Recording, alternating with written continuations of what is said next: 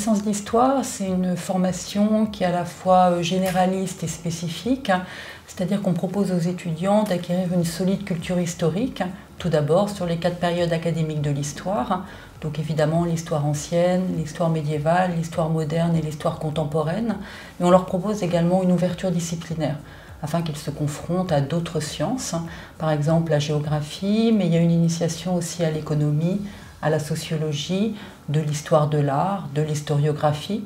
Donc c'est une formation qui est bien sûr généraliste sur une discipline fondamentale, l'histoire, mais avec une ouverture.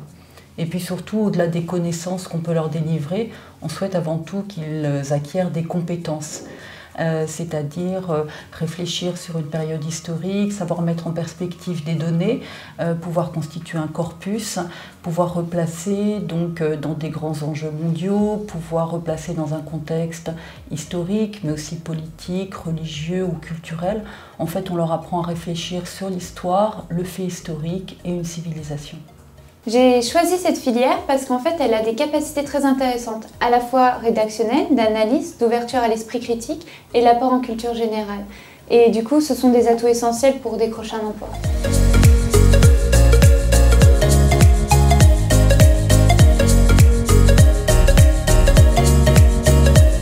Les archives historiques, ce sont tous les documents, les objets, les voitures qui constituent l'histoire et le patrimoine de la marque Citroën.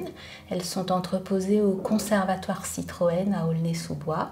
Et donc je m'occupais des archives historiques, la constitution du fonds, la création d'un système documentaire, la gestion de l'inventaire et toute la valorisation de ces archives à travers des produits et des prestations documentaires, les visites du conservatoire, des prêts pour des manifestations et puis aussi de la présence sur des salons automobiles comme Rétromobile pour faire de la médiation culturelle et vendre nos produits documentaires auprès de notre public, des collectionneurs Citroën, répondre à des questions auprès des journalistes.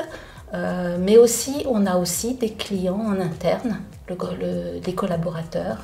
Et c'est un métier, nous sommes en interface entre l'entreprise et l'extérieur.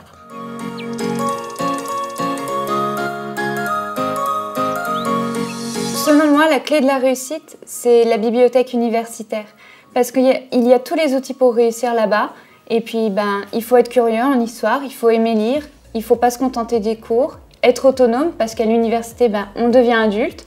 Et du coup, c'est essentiel de se prendre en main et travailler par soi-même et pour nous. Je pense que ça soit pour n'importe quelles études ou même pour une expérience professionnelle, le plus important, c'est l'engagement.